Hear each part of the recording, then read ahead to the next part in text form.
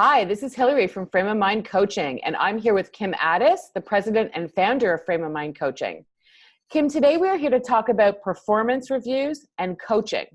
We have a specific question submitted by a listener, and I want to read, and then we can break this down and offer some possible coaching steps. Let's go.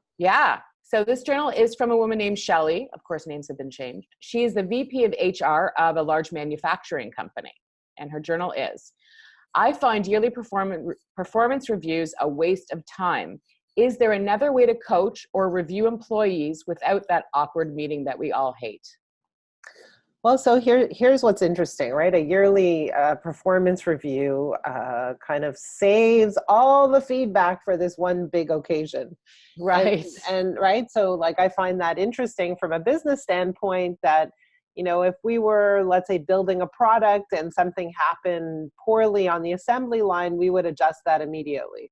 Right? We would. Yeah. We would address it. We would try to fix it. We would try to find a solution. But for some reason with people, we wait for the yearly review.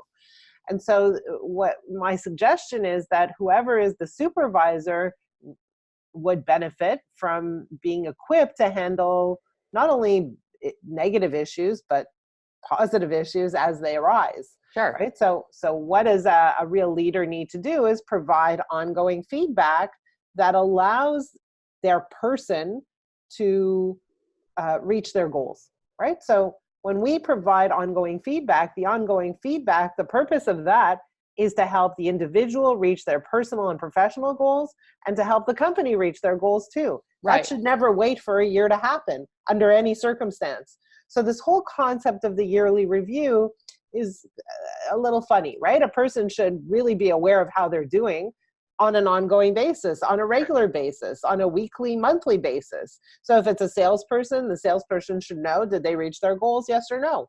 And if not, why not? Let's address that immediately. Let's not wait for a year before we address that. Sure. If the person is, head of project management and their projects are always delayed, they're always late for whatever reason, then the question is, why is that happening? Let's address that immediately. Let's not wait a whole year for that to happen. So we want to encourage people to build the kind of relationships with their staff where that feedback is easy to give and easy to receive, because the person knows that their boss or their leader has their best interests at heart. Right? So a huge component attached to this whole idea of performance reviews or giving feedback is that it's easy to give feedback when the person knows that their boss, their leader, assumes positive intent and wants what's best for them.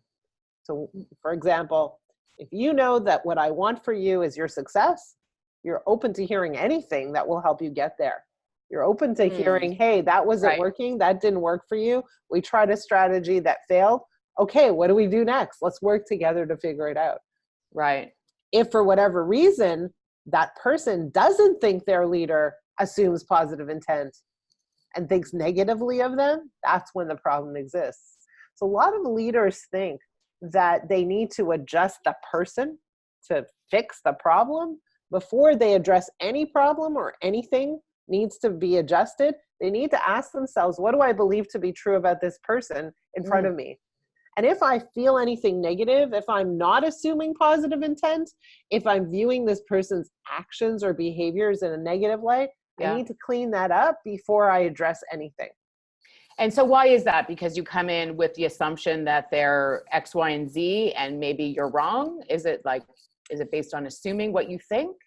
Well, look, if I want to influence anybody, in order for them to come along with me on my new vision or on my ride, they need to believe that I not only have best intentions for them, but that I see them in a positive light. If I see them in a negative light, they will resist. They'll say, I don't want to go on that ride with you. Right? So as a leader, what I'm really doing is creating a vision, and I'm inviting people to take a ride with me to achieve that vision. If for whatever reason there's resistance, the leader's going to have a hard time achieving his or her goal. So it's very, very important that whoever they take along on their ride, right, they see those people in the best light. I would suggest to you that that's one of the greatest challenges of among leaders, that they have a hard time really looking at their people and always seeing what's best in them. Mm-hmm. They get very distracted, and they focus oftentimes on what their people are doing that is less than perfect. Mm-hmm. Right? And Mm-hmm. we have to address that. One of the things we do is we want to help leaders learn fundamental or basic coaching skills. Right? One of the coaching Right. skills, step number one when we coach people, is when you look at the people in front of you, what is the story you're telling about that person? Before you have a conversation, you need to clean up your story. Because if Yeah. that story is in any way negative or bad or, you know, agitated in any way, the conversation you're going to have is going to unfold that way. So we need to clean up your story before you go into any kind of conversation that leads them to any place good or new.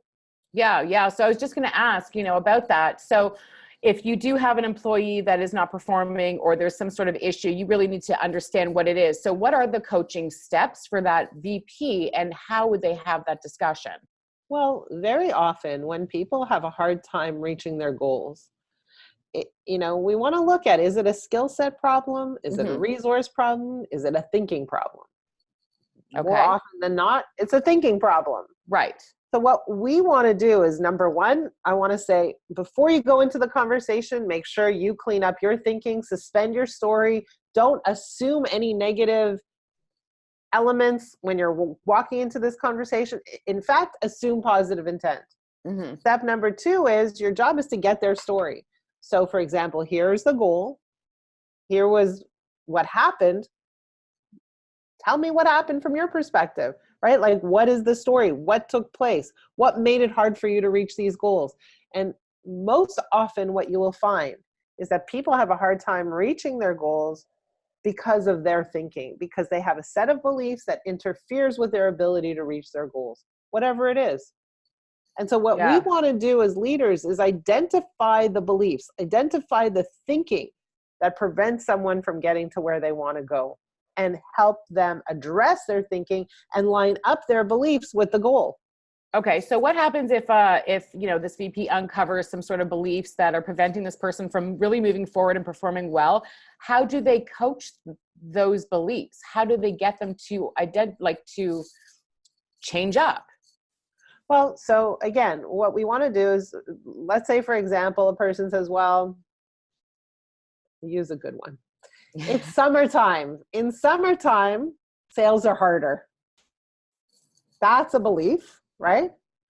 And so what happens if someone believes that in summertime sales are harder? They get discouraged easily. They may not work as hard. They may not be as persistent. They may not be as rigorous in their schedule or their calendar. And so what we want to do is say, hey, do you believe that in summertime sales are harder?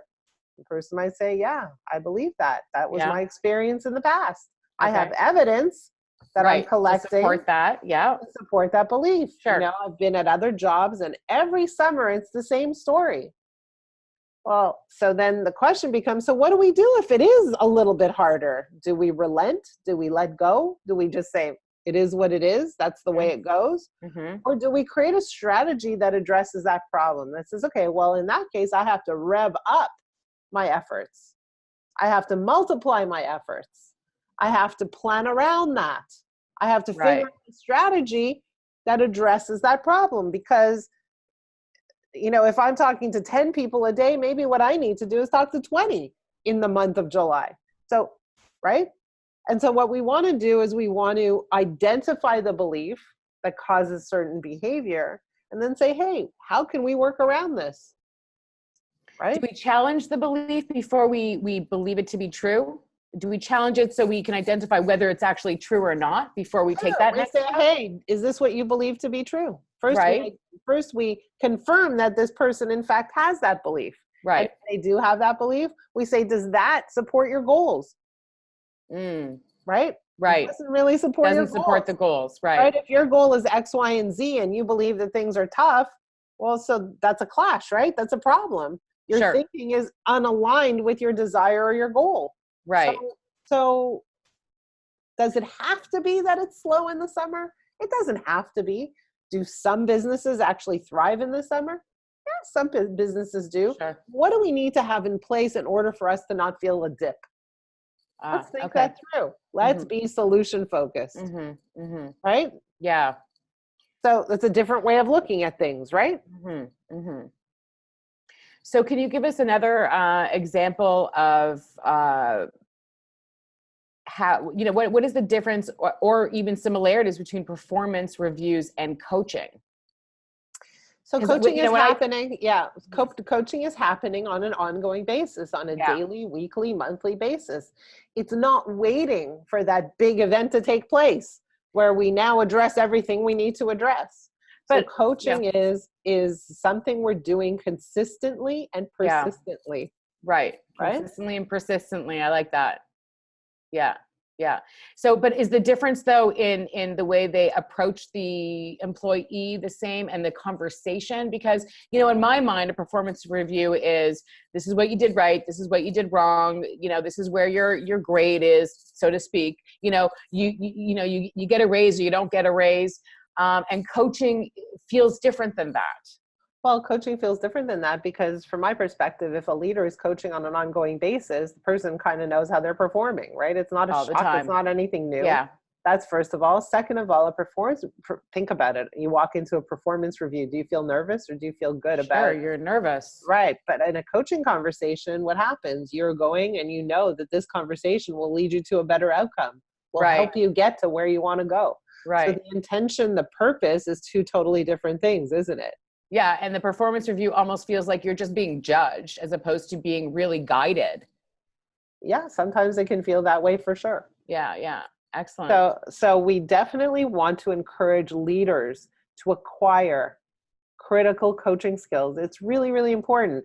My experience is that the greatest leaders are also the greatest coaches, right? Yeah. So we want to teach people how to incorporate coaching in their leadership approach. It's Mhm. kind of like, um, you know, uh, kind of like a special skill that they hold in their back pocket that trumps everything. Right, right.